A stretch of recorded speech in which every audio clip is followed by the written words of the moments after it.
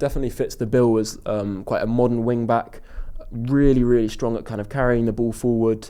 That's one of his big standout strengths. And he fits this bill that Ineos have of bringing in top-tier athletes. Jay here, Stretford, Paddock. This is Academy Review, where we look at all Manchester United's academy players, academy performances, and even some younger players that we have been linked with. Joining me, as always, is Finn, Academy Scoop on your social media. How are you doing, Finn? You okay? I'm very well, thank you. Recharged over Christmas, so excited to get going again and be back on here. Yeah, it's been a little while, hasn't it? When was the last time we did it? It's been a couple of weeks. Yeah, good, about a month almost. A month? Yeah. Tell you what. There's always a nice, and it's been a great month, hasn't it, for Manchester United Football Club during that time. Yeah. I hope you've got something to cheer us up with about the academy, because the first team... That's what I'm here for, isn't it? That's what I'm here for. Yeah, this is what you're here for, to hopefully give us something to cheer about, because it has been a difficult time for Manchester United recently. But let's talk about the academy. Where do you want to start then? We'll start with the FA Youth Cup. Good stuff. United were hosting Preston North End on Friday at Lee Sports Village, which is a bit annoying because for the FA Youth Cup games, you'd hope for such a big competition, big occasion, especially for United. You'd hope that they host them at Old Trafford, as they often do in the past, but for whatever reason that wasn't possible. Typical. I don't know if that's anything to do with the department-wide cuts that we've seen at United. It could be related save to money that. on the electric bill or something. Yeah, genuinely could be something like that. And it was a tale of two halves, to be honest. Okay. The big storyline going into the game was that Preston had knocked out Liverpool in the round before, and obviously Liverpool, they're not of the quality of United this season, but they are a club that you'd expect to be going further in the competition. They lost 4-1 actually to Preston, so quite a battering. Losers. Yeah, well, it reminded me a little bit of the season before when United went out to Swindon, a bit of a kind of shock upset. Yeah.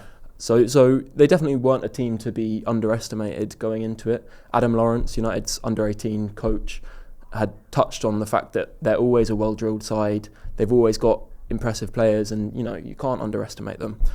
But they weren't too troublesome for United, who in the first half dispatched of them with relative ease.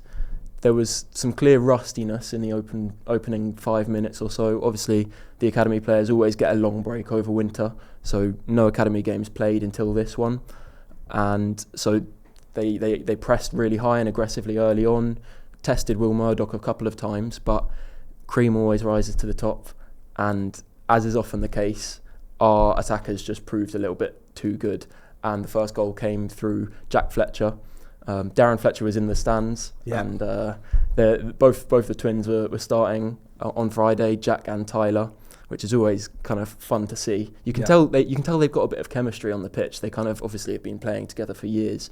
Chido Obi played James Scanlon into the left channel, whose effort was deflected straight into the feet of Jack Fletcher, who made no mistake in putting United ahead.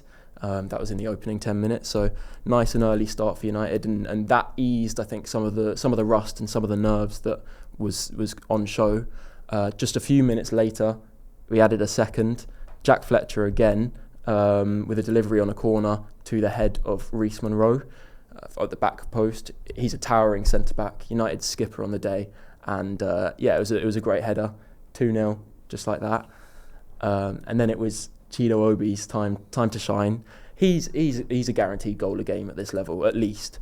And so it's always a matter of when he'll score and how many he'll score, rather than if he'll score. Yeah. It was a similar goal to the first one, where it was kind of bundled in, but Jack Fletcher made a really good run. He was very influential in the first half, really impressive. He made a great run through the middle, kind of sent one of the defenders the wrong way, and then his effort was deflected straight to the feet of Chido Obi, finished on his left foot, just like that. It's almost a trivial detail, but this team are really well drilled to kind of make the most of half chances and always be on the end of a deflection or something like that. So they're good at flooding the box and kind of making sure that those scraps don't go to waste, which is always good to see. And on that occasion it was Chido Obi who was there, shows good goal scoring instincts, so that's always nice. Obviously, we've made a lot of his transfer to United. Yeah, we have. Huge summer story, but he came in and he's been quite raw. Maybe a little bit further behind in his development than people were imagining, even though he's been scoring like he usually does. But this performance against Preston was really impressive. For me, his best performance in a United shirt. Really well rounded in terms of how he held up the ball. He takes it down with his chest or with his feet really tidily, and knows when to release the ball. And he's smart in terms of how he uses his body to play off defenders. And it was a great overall performance from him. And he found his second, which was the most impressive goal, just about 10 minutes. It was around the half hour mark for United's fourth. So steamrolling a team that dispatched of Liverpool in the previous round, which says something about the gap in quality. But it was a great goal. He picked up the ball on the left flank, basically ran it the whole way towards goal, and cut in onto his right foot and squeezed it into the far corner with a really lovely finish. When it's just kind of rolled in, rather than he didn't whack it. He just placed it really carefully into the far right corner, and it was a proper like striker's finish. It was really nice, and that was 4-0 going into half time. So absolutely no contest, which is always nice, isn't it? Yeah, it's nice because look, like you said, it's obviously a Preston team that have a bit of pedigree. They've beaten a good Liverpool team.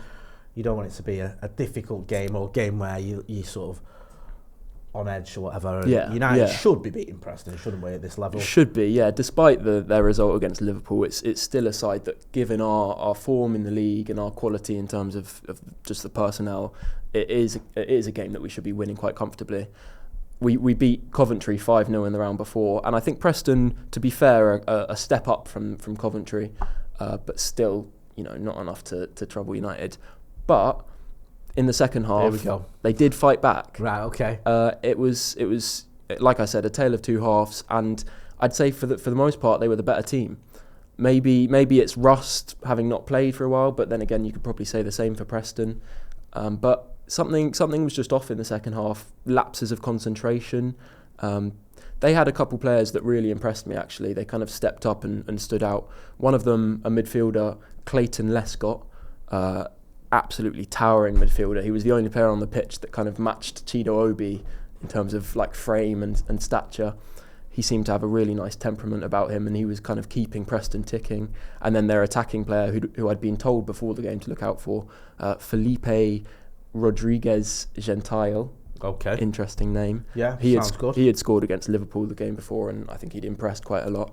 And it was him that was responsible for the two goals that Preston would pull back. The first was from a mistake at the back from United, a kind of stray pass and a bit of miscommunication from Dan Armour, which is uncharacteristic from him because he's usually so reliable and confident on the ball. So, a collector's item from him. But the ball did find its way to Gentile, who was able to finish past Will Murdoch, who up to that point as well had been brilliant. And I've said it a couple of times, but he's been a nice surprise this season in terms of his shot-stopping ability and how comfortable he is with the ball at his feet. He's been a great keeper for the 18s this season.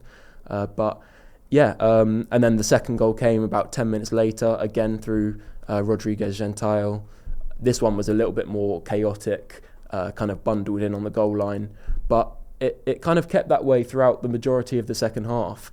And I think for a little bit in the last 20 minutes or so, there were definitely some nerves building that, they could really mount a bit of a comeback here, because United weren't getting many chances, only, scraps on the break, while we were taking a bit of a battering, to be honest, which is, again, it's uncharacteristic. You expect this under-18 side to really dominate under Adam Lawrence. So we needed a goal to kind of kill that momentum, and that came from Amir Ibragimov. He was brought on in the second half to bring a bit of kind of legs, a bit of energy, and he was brought down in the box. I think most people expected Chido Obi to step up for his penalty, but it was Amir who won the penalty, and he took it upon himself. All right, I was going to say, was there any discussion there? I don't think so. I think Chido was quite happy to give it up to him. He'd already had a brace of his own, and if we remember a few weeks back, there was all that controversy online about how Chido was annoyed at Amir tapping him. Yeah, I remember seeing that, and there was this like discussion, wasn't there? Yeah. So it was nothing like that. I think they were quite in agreement about who was going to take the penalty. Amir was brought down, and he's a strong character himself. But I don't think anyone would have expected the way he took the penalty, which was a top bins Panenka, really? of course, which Didn't even know that was a thing. No, top bins Panenka. I've never seen it myself. Seen a Panenka. I don't think I've seen one go in the top bins. No, so quite, I don't know if it was intentional, but it was pretty incredible. It just floated perfectly into the top corner. And I think that says so much about Amir's character as a person, because, you know, how many players... I know they're 2 goals up. It was the 90th minute, but anything can happen in these games, especially academy games where it's a bit more chaotic and less structured. Anything can happen. And United really needed to kill Preston's momentum. So for him to attempt that and execute it the way he did, it says a lot about Amir as a person and as a player. And that sealed United's progress into the next round. Good stuff. Sounds like it was... I know Preston obviously rallied a little bit, but relatively comfortable game for Manchester United. For the most part, until the second half, there were some nerves, but I would put a lot of it down to rustiness, not that United were really bested in any way. So, and they faced Chelsea. That's a big game, that, isn't it? Because Chelsea have obviously... United and Chelsea, I think, are the 2 most successful clubs in this competition historically. Yeah, I think United are on 11 and I think Chelsea are on 9 or 10. Yeah, they're not far behind. They had like a right purple patch, didn't they, where they kept winning it, and we obviously did so in the 50s. And we fell behind a little bit, We had a little bit of a barren spell. So this will be a big game, and hopefully we can beat them. I remember going years ago, I think we played them in the... I think it was the semis, I think this is going back to like the Paul Pogba era. I was just the season after. Before my time, season after that, yeah. But they always had a decent academy team, Chelsea, and they always had like players that they brought in as well as nurtured through from their area or whatever. Yeah, so look should be a good game, and that'll be at home. Remains to be seen whether that'll be at Old Trafford or at Lee. You never know now. Obviously, you'd always hope it's at Old Trafford, especially for a game like that. But yeah. And it will be a repeat of last season's National League final, which obviously United went on to win. Of course they did. Of course they did. And I'd always have United favourites to win this game. But Chelsea will bring quality. Again, another step up from Preston. So, looking forward to that one. Looking forward to you talking us through it afterwards as well. What have you got for us next? Next, briefly, we'll touch on the under 21s. Yep. Again, I haven't got much to tell you because with these broadcasting regulations, no one can watch the game because it can't be streamed if it clashes with a live Premier League game, which is absurd. That is ridiculous. So stupid. And because the game was at Carrington, it was technically behind closed doors because due to safeguarding issues and stuff like that, spectators aren't allowed to attend the games and watch. So they were hosting Aston Villa in the PL2. And all I can really tell you is that we won 2-1. So, it was a Sam Mather brace. I don't expect you to tell us things you can't physically watch. But I'm not going to sit here and lie to you and say I know exactly what happened because, due to the absolute mess that is the broadcasting rules, pretty much no one that wasn't there, which is parents, agents, coaches, no one else really knows. So United won. What was the score, sorry? It was 2-1. 2-1. A brace from Sam Mather. Right. The first from a free kick. Yeah. I do know that. Into the top left corner, which apparently was really good. And a penalty in the second half. Ethan Wheatley brought down, and Sam Mather stepped up to take.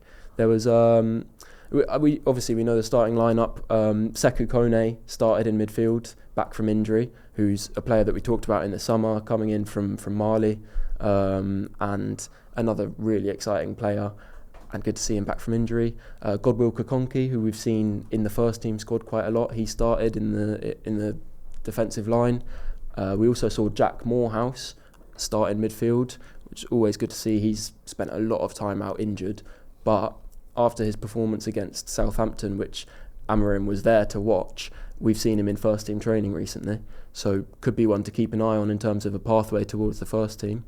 And there are also some absentees, Ethan Williams and Ethan Ennis, who usually start in the attack for United. They've both gone out on loan over the winter. So Ethan Williams has gone to Cheltenham and Ethan Ennis has gone to Doncaster.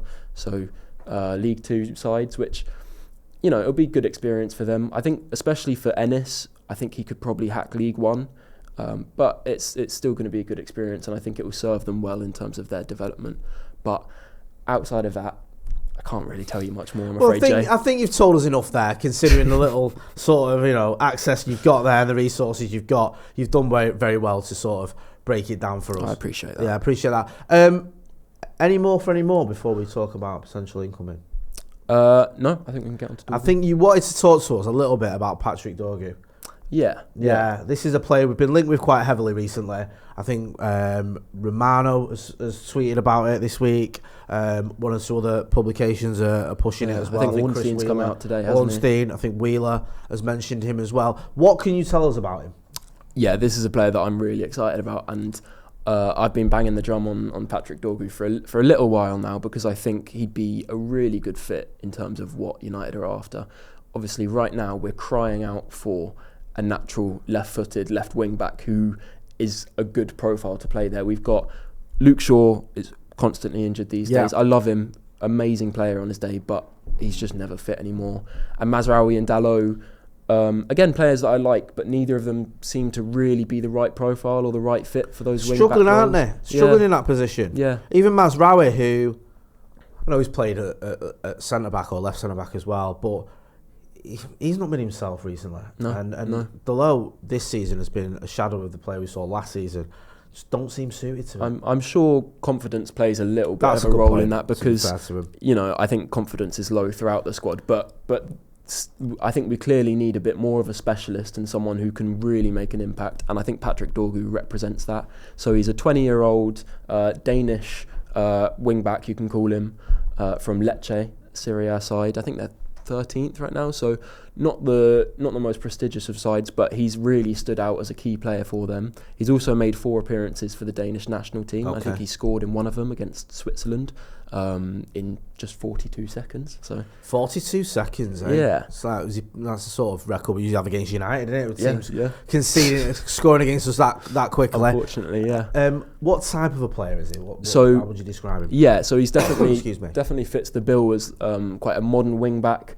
Really, really strong at kind of carrying the ball forward. That's one of his big standout strengths. And he fits this bill that Ineos have of bringing in top-tier athletes. So he's not useless on the ball. He's really effective on the ball. But what United clearly need under Amorim is runners. Strong runners who can really kind of raise the physical levels of the squad, because so many of our signings in the last 5 years have kind of brought the physical levels of this squad down to the point where we go on out to most match days in the Premier League and we get bested physically because we don't have good athletes. Dorgu is a fantastic athlete. He's extremely quick, really, really strong, uses his body intelligently as well, and he bombs forward down the left flank. He's really versatile as well as a wing back. He can play on either side. He's even played in a back three as a left centre back for Lecce, and he's played at right wing. So he's one of these players that could be so useful in many positions, which again is something that I think we're crying out for, a couple of kind of utility players. But I'd imagine he'd come straight in as that left wing back, and I think he's a player that could make a massive impact. He's really effective in the final third, provides that bit of kind of penetration in terms of the runs he makes on and off the ball. He's got a goal in him. I watched a few of his games when he was in the kind of Danish youth sides and as a youth player, and he scored a few goals where he just kind of run through a team. So he's a great dribbler, and he's got a good pass on him as well. He's not the most delicate crosser, but he's one of those players that can drill a ball quite accurately and quite quickly across goal and find a teammate. So I'm quite enthused by the potential signing. It sounds like there's legs to it, and I hope it's one that we can get done. So did you just see him slotted in just as a left wing back? Is that just what you see him? I think short term, based on United's needs, that's what he'd come in and do. I think there's long term scope for him to possibly play at right wing back. We've talked about Diego Leon, the Paraguayan that we brought in, but I think he goes into the category of a more long-term kind of development project. I think there was sorry, I didn't mean to interrupt you. There was talk that they're going to assess him in pre-season, maybe. Yeah, Leon, and see where he's up to. Yeah, so that will be more of a slow burner, similar to Sekou Kone. Yeah. These are players that are brought in for the long term, and some people will scoff at that and say, "We're Manchester United. Why are we not signing ready-made pros?"